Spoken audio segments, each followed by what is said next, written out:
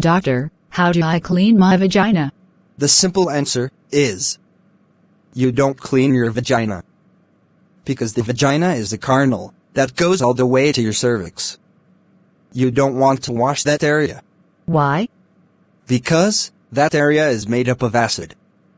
The vagina is made up of about 3.5 to 4.5 acidity.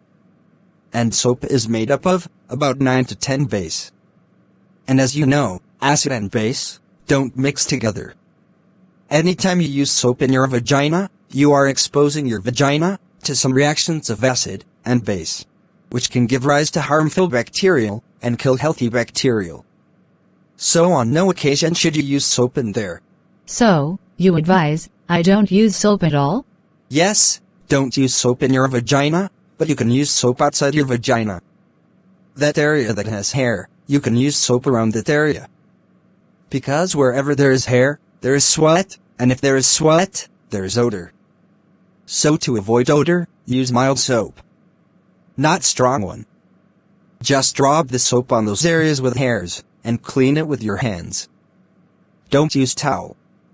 Use your hands. Always remember, don't use soap inside your vagina.